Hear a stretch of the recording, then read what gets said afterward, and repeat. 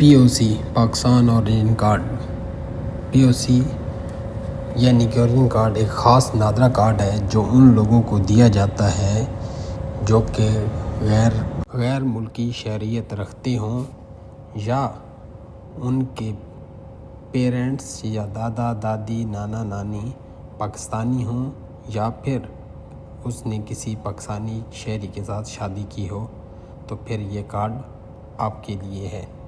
अगर इसके फ़ायदे की बात की जाए तो इसमें से सबसे पहला फ़ायदा इसका वीज़ा फ्री पाकिस्तान एंट्री है। इसके बाद ये कार्ड हो आप पाकिस्तान में किसी जगह भी हैसल फ्री ट्रैवल कर सकते हैं। इस कार्ड के साथ आप पाकिस्तान में अपना अकाउंट ओपन कर सकते हैं या कोई भी प्रॉपर्टी बाय एंड सेल कर सकते हैं।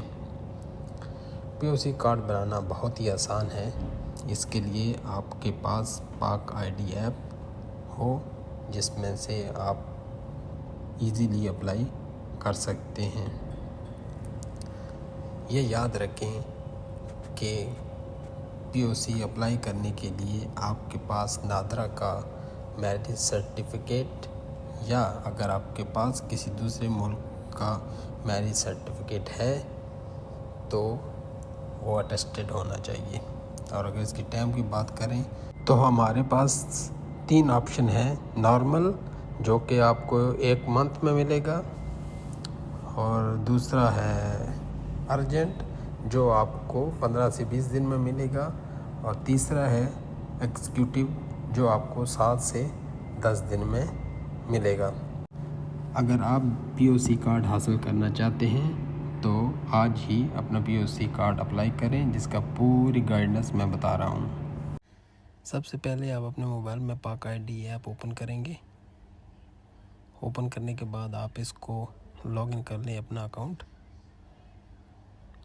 लॉगिन करने के बाद इसमें बहुत सारी चीज़ें जैसे बेफार्म है, निकाह है, मैरिज, बर्थ सर्टिफिकेट, बहुत सारे आइटम। अभी हम पीओसी के लिए कर रहे हैं तो पीओसी के लिए आपको जाना है आईडी कार्ड शनाख्ती कार्ड में और माई ब्लड रिलेटिव में जाके, क्योंकि उनके पास पाकिस्तान की आईडी नहीं है तो नो करके न्यू पीओसी पे क्लिक करेंगे।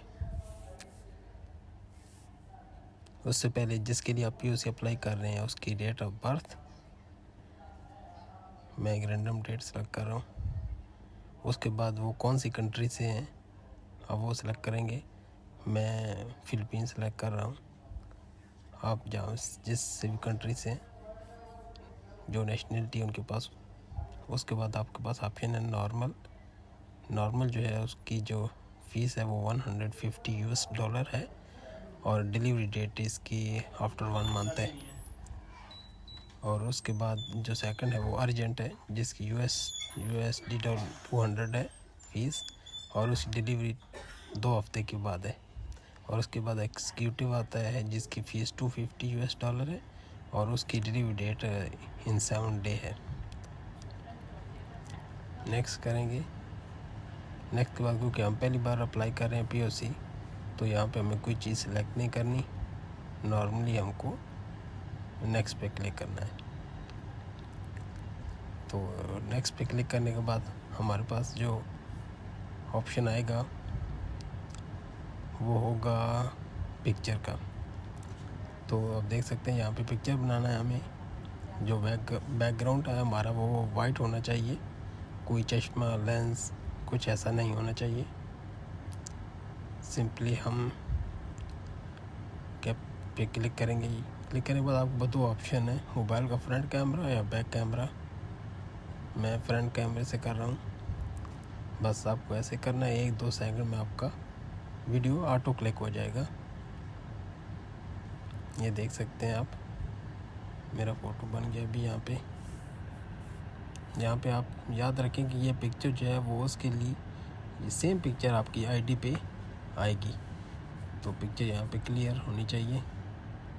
आप इसे कुछ एडिट भी कर सकते हैं, आपने क्रॉप करना है, रोटेट करना है, कुछ भी है वो आप यहाँ से कर सकते हैं। इसके बाद सेव कर देते हैं। इसके बाद आपको अगर चेंज करनी है तो आप रिकैप कर सकते हैं। इसके बाद आप नेक्स्ट करते हैं। यहाँ पे नेक्स्ट करने के बाद हम इसको एग्री करके यस करेंगे।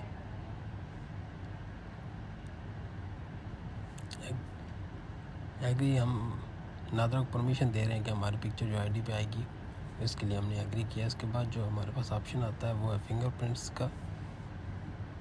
ये सेम फिंगरप्रिंट्स जिस तरह आप इजी पैसा या जैज़ कैश के लिए वेरिफिकेशन करते हैं, सेम इसी तरह है। आपने दोनों हाथों की फिंगरप्रिंट्स करने के बाद फिर दोनों हाथों के अंगूठे हैं उनको भी स्कैन करना है।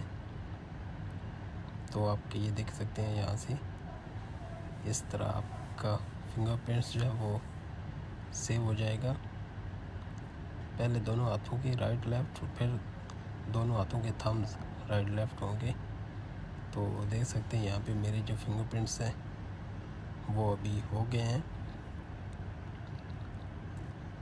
तो ये ऐप की लोडिंग है। आपका डेटा भी है तेज़, वाईफाई होगा तेज़ है या आपका मोबाइल अच्छा है, लेकिन लोडिंग होगी क्योंकि ये लोडिंग जो है वो ऐप की है। तो ऐप में थोड़ा टाइम लग रहा है। तो ये देख सकते हैं मेरे फिंगरप्रिंट्स हो गए। सिंपली इसको नेक्स्ट करेंगे। नेक्स्ट करने के बाद हमारे पास है सिग्नेचर। तो सिग्नेचर आप दोनों तरीक़ों से कर सकते हैं, या आप एक वाइट पेपर से सिग्नेचर करके पहले अपने मोबाइल में सेव कर लें। आप इस तरह ब्राउज़र करके उसको ऐड कर सकते हैं।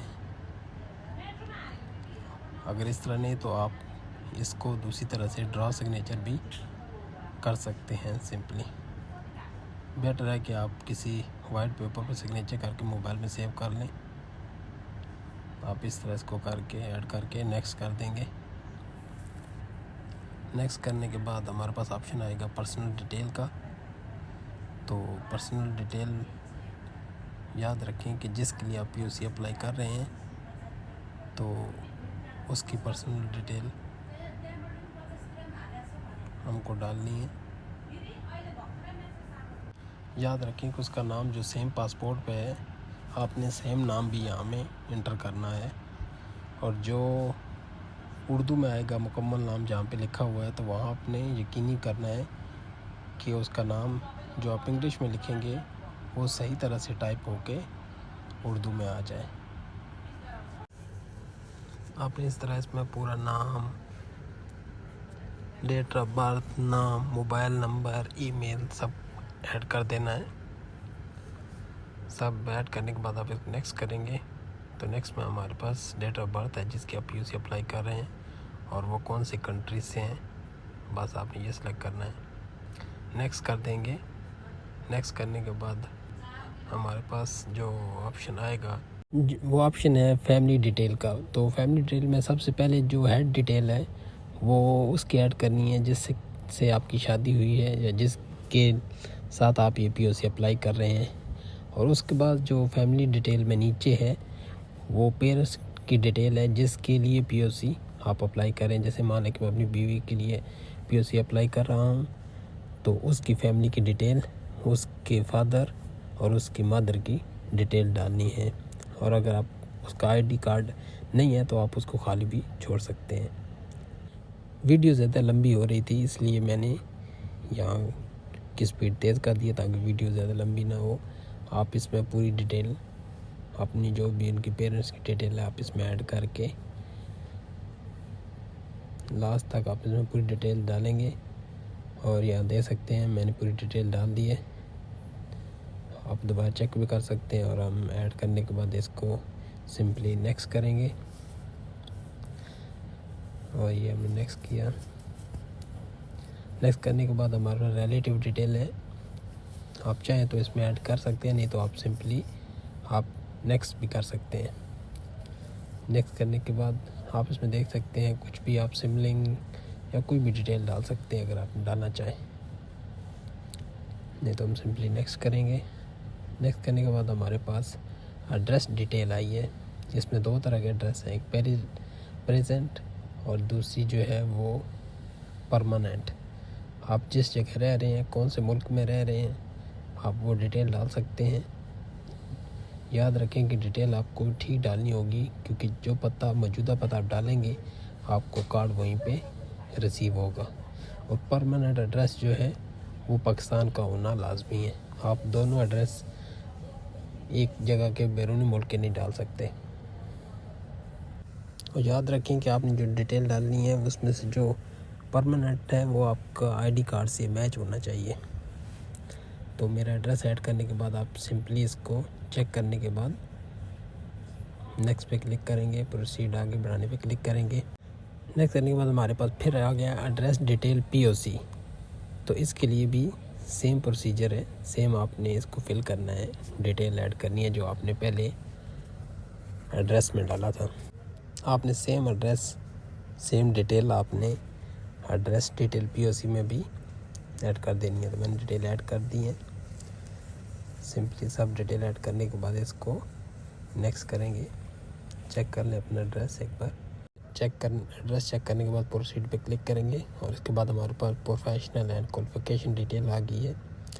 आप भी इसमें जो भी आपका पेशा है आप उसमें वो ऐड करेंगे। अगर नहीं है तो आप इसको जॉबलेस भी छोड़ सकते हैं। उसके बाद जो हमारे पास नेक्स्ट ऑप्शन है वो है डोनेशन का। अगर आपने कोई अपना जिस्म का कोई हदिया दिया हुआ है तो आप इसमें वो भी सिलेक्ट कर सकते हैं, नहीं तो आप सिंपली इसको नेक्स्ट कर दें। और नेक्स्ट में हमारे पास एडिशन डिटेल है, passport, date of birth, issue कहाँ से किस मुल्क से इशू हुआ है, एक्सपायरी डेट क्या है उसकी। तो इसमें वो आपने पूरी डिटेल ऐड करनी है। याद रहे कि इसमें आपकी गलती की कोई गुंजाइश नहीं है। अगर पासपोर्ट नंबर या इशू डेट, एक्सपायरी डेट और नाम में अगर कोई गलती हुई तो आपको ये प्रोसीजर दोबारा करना पड़ेगा और पेमेंट जो है वो भी दोबारा करनी होगी। कोई भी डिटेल आप डाल के नेक्स्ट करने से पहले आप एक बार अपनी डिटेल पूरी तरह से चेक कर लें कि वो आए कि करेक्ट होनी चाहिए। तो अभी डिटेल डालने के बाद मैं नेक्स्ट कर सकता हूँ। तो यहाँ पे हमारे पास ये विटनेस डिटेल मांग रहे हैं। तो 2 विटनेस आईडी